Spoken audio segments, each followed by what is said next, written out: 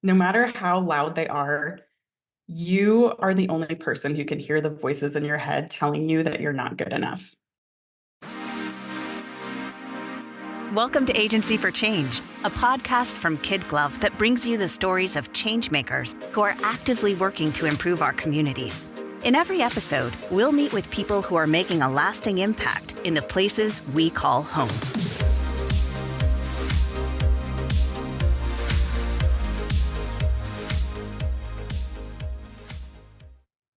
Hey everyone, this is Lynn Weinman, president of KidGlov. Welcome to another episode of the Agency for Change podcast.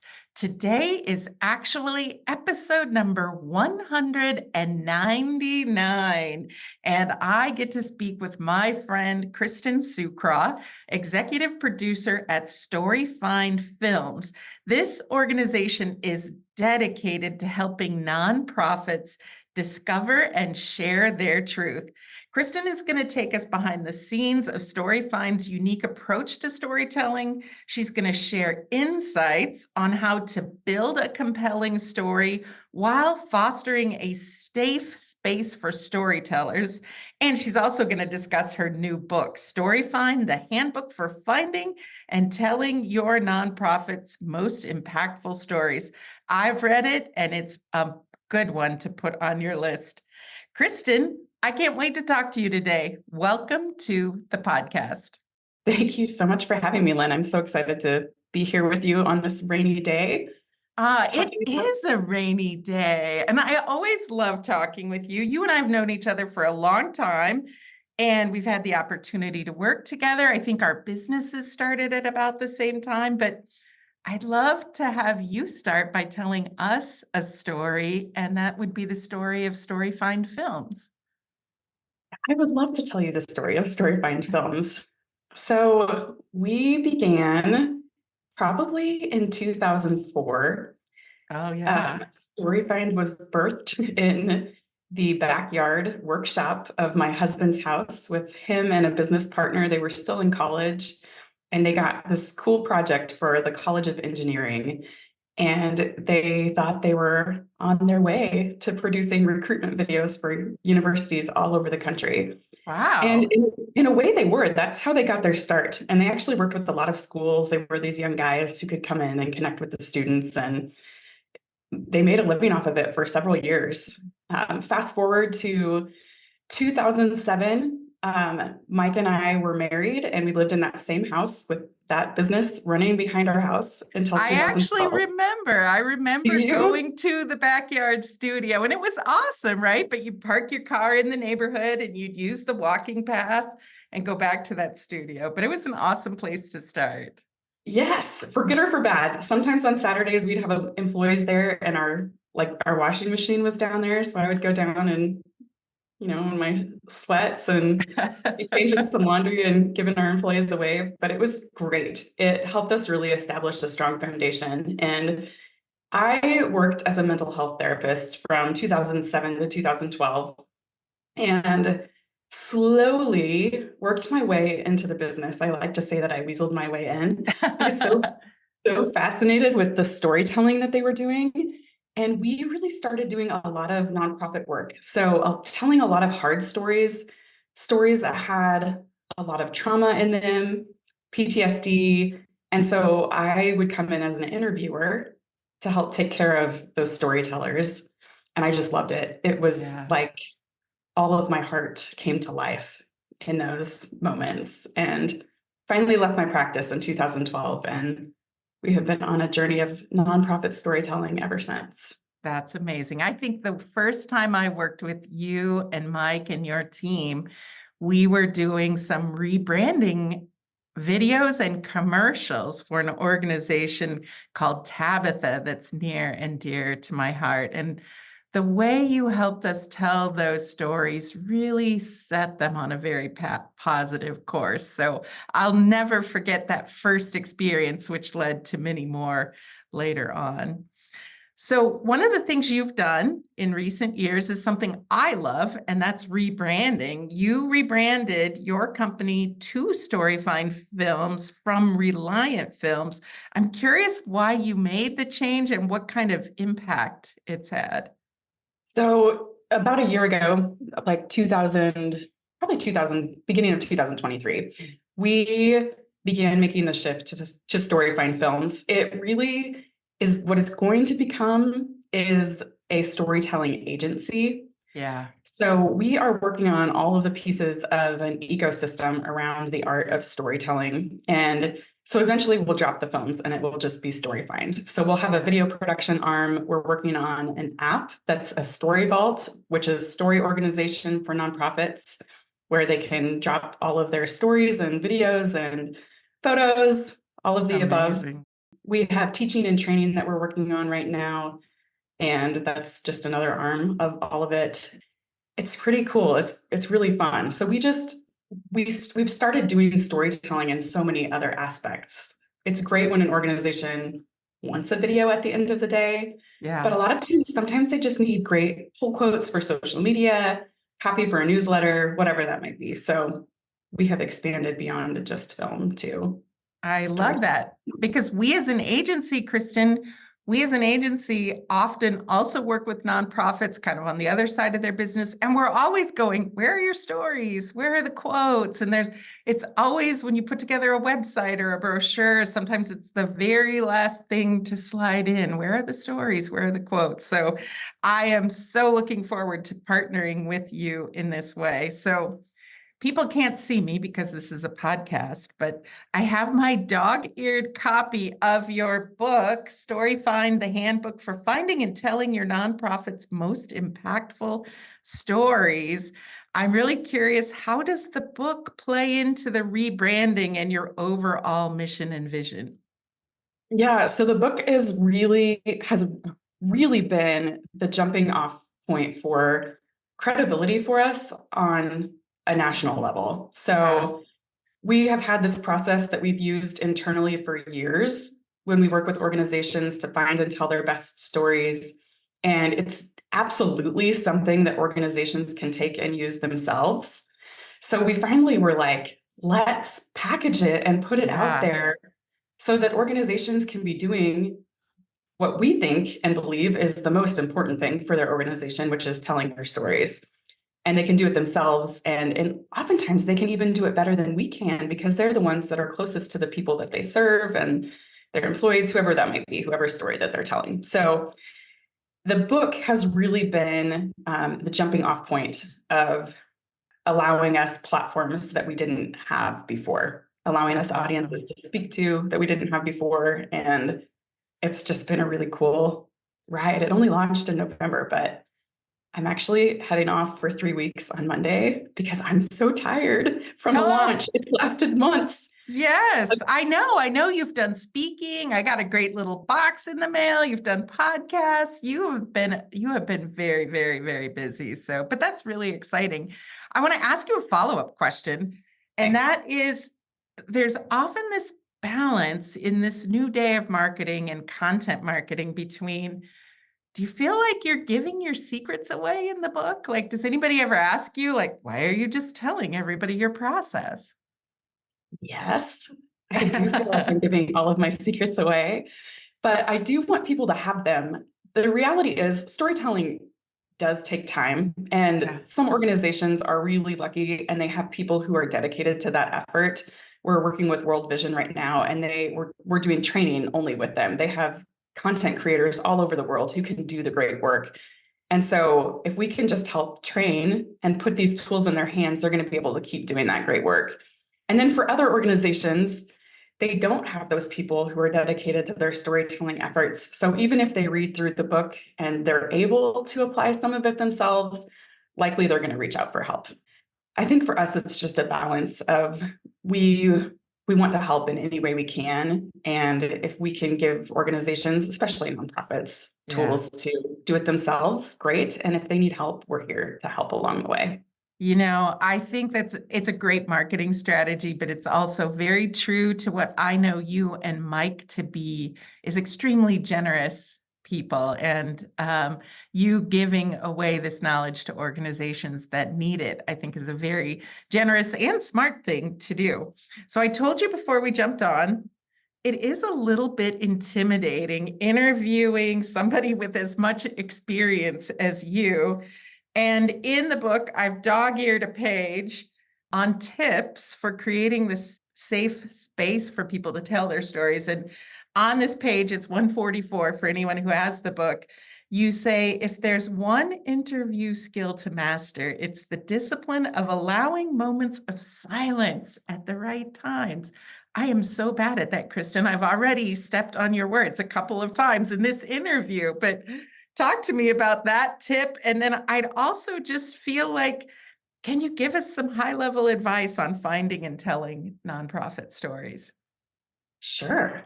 Yeah. So that tip I call embracing the pause. And this is really especially important when you're telling an emotional story.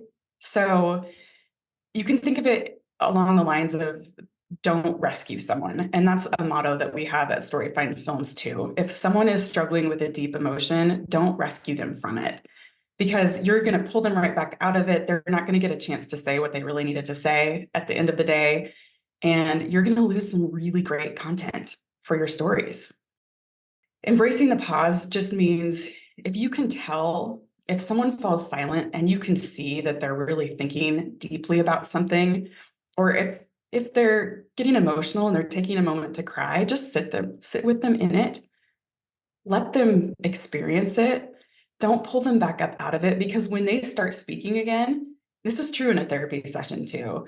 When they start speaking again, they are going to be saying some of the most profound things in their interview. They're going to talk about what they just experienced, why that was hard for them, what the emotion was that was there, what it meant to them. And some of that meaning making stuff is really what you pull your interviews together with. So I always say, don't rescue, just let people be. People have a tendency to feel shame when you pull them out of that emotion too. Like, I'm making you so uncomfortable. It becomes about you as the interviewer. I'm making you so uncomfortable right now. I'm so sorry. I'm going to stop feeling, and I'm going to make sure you're okay. When really it's their story, and it's our job to be with them in that story. So yeah, embrace the pause, let people be. I usually give people 20 seconds of emotion, and it feels way longer, honestly. Like sometimes I'm like, oh, can I please say something? But if 20 seconds goes by and they haven't, then I'll say, what are you feeling right now? What's going on? What are you thinking about? But I still won't rescue them out of it. It will just be another question to engage the emotion. So see there, I didn't even embrace that pause. So, but that's such great advice. It does give me a little anxiety, I have to be honest with you, to think about a 20-second pause. But in your medium, that is so powerful, so powerful. So I think podcasts are different too. Your listeners probably don't want us to sit here quietly for 20 minutes if I start crying. Probably not. Probably not. Probably not. I'm also not Barbara Walters. I usually don't make people cry, only every once in a while, but I usually do not make people cry. So we'll see if I'm your number 3. Maybe I will today. All right. So tell me this, why is video so powerful for nonprofits in their storytelling process? I'm probably biased, obviously, because that's what we do. But I don't think that there's anything quite like a video that can connect you to the heart and soul of people's stories. Yeah. Unless that person is there in person. In person. One of your major donors. Video is the next best thing. It is just the raw humanity that can emerge from the telling of a story, and an audience being able to visually see it and experience it with them. I'd like to say that storytelling is so cool because it's really collaborative.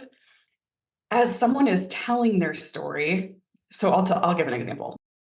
We worked with this woman named Rita. She was, at the time we interviewed her, she was a elementary school teacher, but she had this long journey of coming to that point in her life. And so when she was in high school, she went into her high school guidance counselor's office, And even though she was in the top 10% of her class, that guidance counselor told her that she was not college material. Whoa.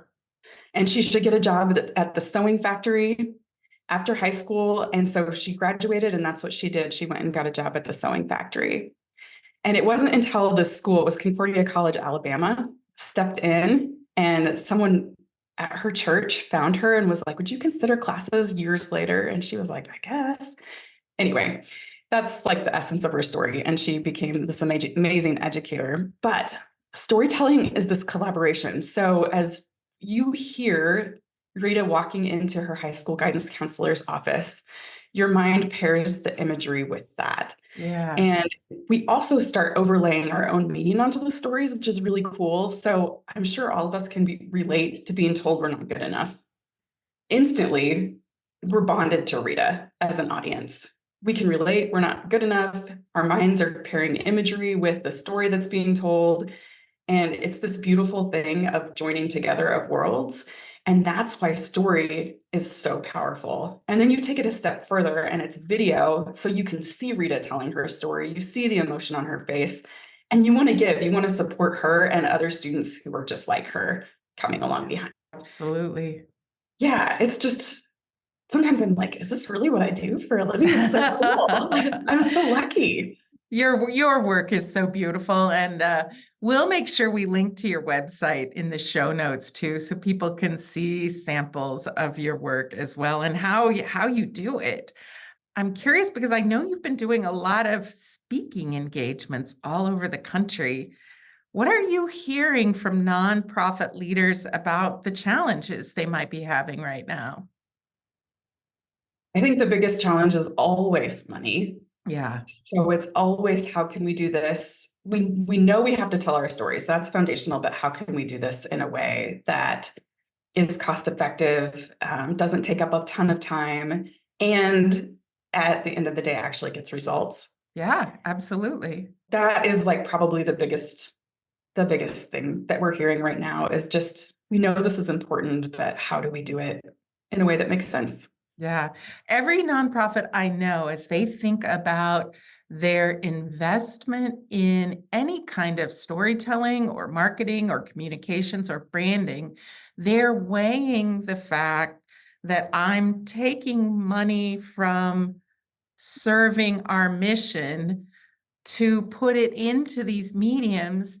And I have to believe that we're going to get a return on investment that is going to bring in more money and help us, or more support, or more volunteers, or connect us with the people we serve. It's going to do something that's going to make it worth pulling the money out of the mission temporarily and making this investment. So it is a really, really big deal. It is a big deal. So you're obviously exceptional at video production, and you've kind of mentioned this. You're doing more than video alone. Are there other things that you're offering your nonprofit clients that really help them be successful? Yes, I think our training is probably the most helpful.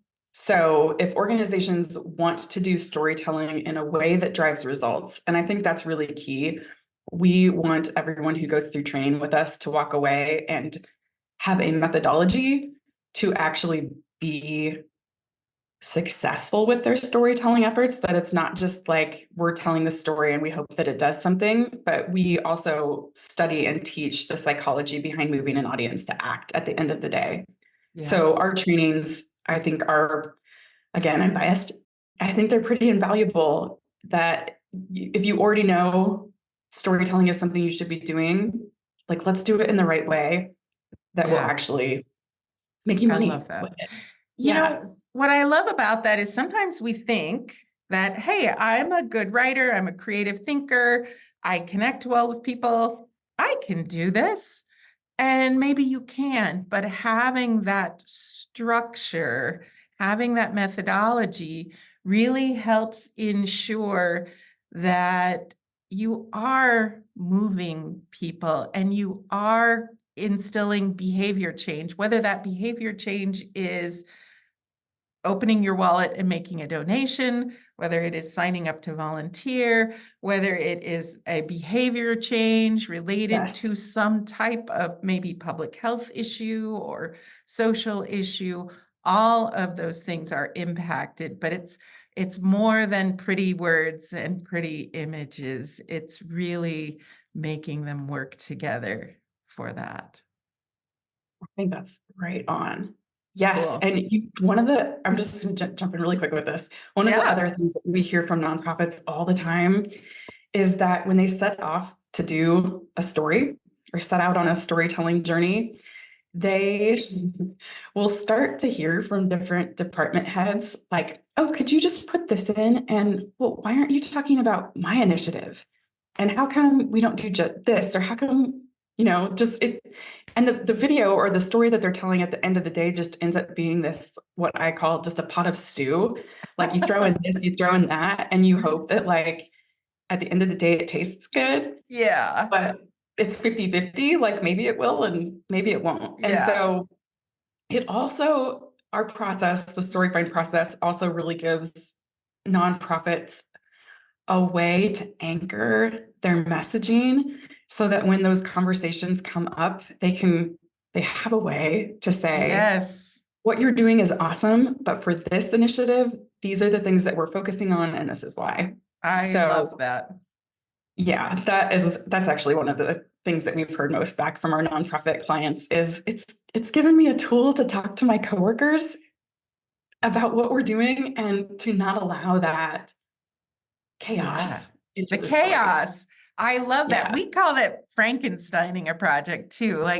And sometimes giving people the words to protect the project, because nonprofits do have a lot of influencers. They have their board members and they have different program heads that are all very passionate about their programs, and they have donors and funders and all the audiences, and you can't be all things to all people. That is always, always, always true. And especially if you're going to tell a story, you can't put everything in it. You have to make it the story. Yeah. Lovely.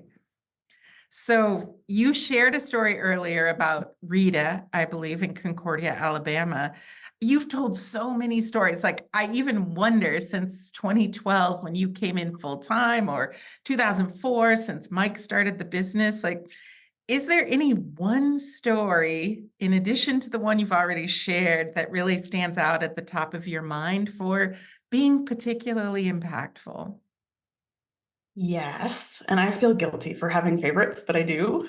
Yes, there was a project we did a few years ago for an organization called Jesus Film Project, and they are a branch of Campus Crusade for Christ. So it was a big organization. They do major fundraising events, I think twice a year. They call them briefings, and they bring in their major donors from across the country to these briefings. And it's 2 days of storytelling and just learning about the organization.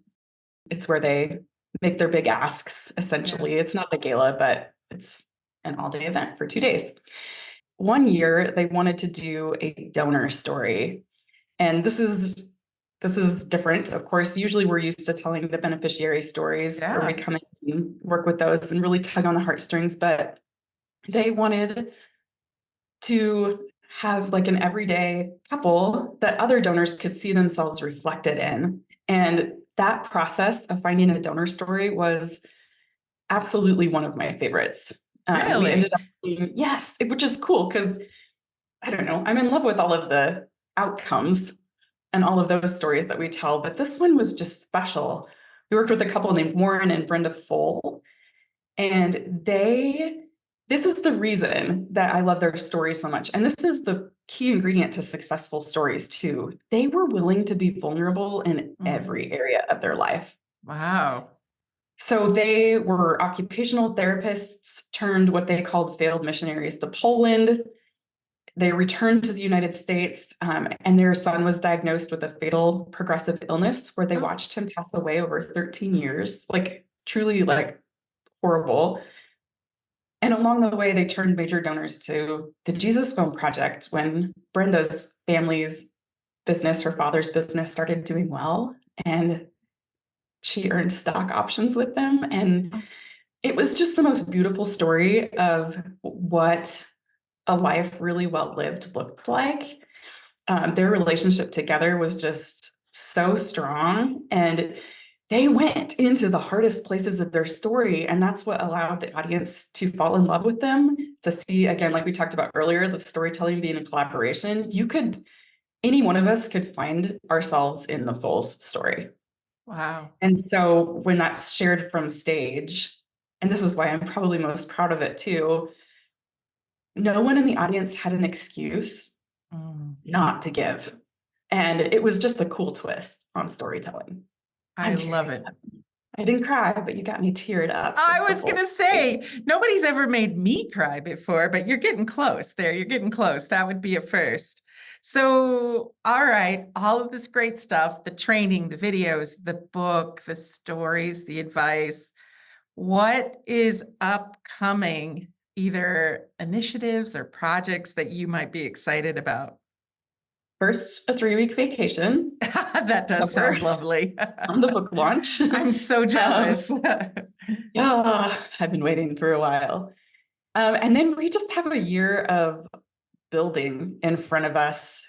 Jared, he is our Senior Director of Education. He and I have a bunch of initiatives that we're excited about, opportunities that we're building, courses that we're building. We have a publishing deal for a workbook that will be the companion guide to StoryFind. So that will come out early 2025. And we're excited to be working with that. I actually think it will be more helpful than the actual book. Wow. Because it will take you just start to finish through the whole process with really practical resources. We're excited about that. And on the film production side, we just continue to grow our nonprofit client base. Always love working with new clients, new opportunities, seeing new places in the world. Yeah. That's what keeps this business fun. All of the new ways that nonprofits are helping people. Yes. There's no shortage of it. That's what's cool. Very cool. So, Kristin, for our listeners who would like to learn more, where can they find more information about StoryFind? Keep tabs on the book, maybe keep tabs on the new workbook coming out. Okay, so you can find us on the web, of course, storyfind.com. Instagram, you can follow me at Kristin Sukraw. And I also have at StoryFind Book, where all of the workbook updates will be posted along the way. And LinkedIn is the same, just at Kristin Sukraw. So I hope to see some of you there. Perfect. We will put all of those links in the show notes on the KidGlov website as well for anybody who didn't catch those. All right. I'm going to ask you my favorite question. This is episode number 199. We've asked it on every episode. I am inspired by motivational quotes, Kristin, and you have written a whole book, and I know there's lots of inspiring things in here. Could you give us a few of your own words of wisdom for our listeners? I have been thinking about this and which direction to take with it, but I think I'm going to go the more vulnerable route because I feel like it is more important than a catchy business quote. But I would say, no matter how loud they are, you are the only person who can hear the voices in your head telling you that you're not good enough. So do the things that you want to do anyway and deal with the voices along the way. That is a lesson I wish I would have learned 20 years ago. Wow. Mic drop. Mic drop. Like I'm crouching in my chair because that is so impactful, Kristin. And such a great quote, such great vulnerability, something that really resonates with me as well. I think as I talk with people that work at KidGlov and sometimes speak with audiences of younger women in business, it's like, learn to deal with that anxiety and that self-doubt and the voices, and your life will be so much happier. So thank you for that. That's amazing. And from a real place. Yeah. Yes. I think it's a lifelong journey, right? It is. Yeah. Well, and the next thing you do, the voices are still going to be there for that. And so you have to kind of work through it each time you do something new. And yeah, it's always crazy to me that other people don't see me the same way that I see myself. Oh, And yeah. so learning to see that and learning to accept that maybe it's just in my head has Oh, been a really yeah. good thing. Oh, yeah. Okay, I'm curious, and this may be going too deep. Do you give the voices names? I've named my voices. They're in there. I've given them names so I can say, "Hey, Rita, thanks for sharing. Thanks for sharing, Rita. I'll go sit back there for a while." That's actually really great. Yeah. So, yes, I have two. Most of mine, I feel like are my little girl voices that I hear from when I was Yes. younger. So I Oh. actually talk to myself with the name that my mom always called me, which was my first and middle name, so Kristin Nicole. So I'll be like, "Okay, Kristin Nicole, I see that you're here with me, but it's time to go sit down." It Yeah, reminds me of it's that movie Heavyweights. I don't know if you remember it, but Ben I Stiller haven't. talked to, oh my gosh, he talked to his little boy. He was Tony in the movie, so he'd be like, "Okay, little Tony, we're gonna do this now." And so I have adapted that. It was humorous in the movie, but I take it seriously. All right. I might have Yes, to I put think that I'm on my so- schedule for the weekend, Kristin. Thank you. Thank you for sharing from a place of vulnerability. All right. I just have one more question for this great conversation. I'm kind of sad that it's coming to an end, but as we wrap up our time together today, what is the most important thing you would like our listeners to remember about the work that you're doing? Oh gosh, that is a great question. I think the most important thing is that I know it seems daunting to learn and figure out how to tell your own stories, but you really can do it yourself. And Mm, you really can do it yourself successfully. And that confidence is the one thing that I want people to walk away with is that's why I wrote the book. There's a step-by-step process now out there in the world that if you start it from the beginning, you follow the steps along the way, you will achieve storytelling success.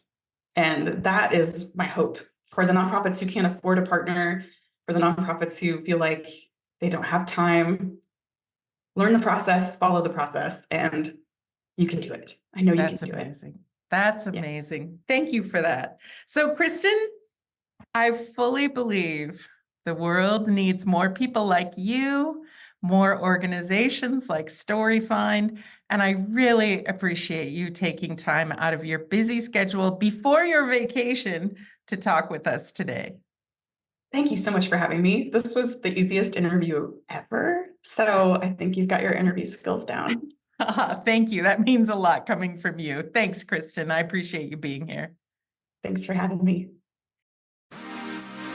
We hope you enjoyed today's Agency for Change podcast. To hear all our interviews with those who are making a positive change in our communities, or to nominate a changemaker you'd love to hear from, visit KidGlov.com at KidGlov.com to get in touch. As always, if you like what you've heard today, be sure to rate, review, subscribe, and share. Thanks for listening, and we'll see you next time.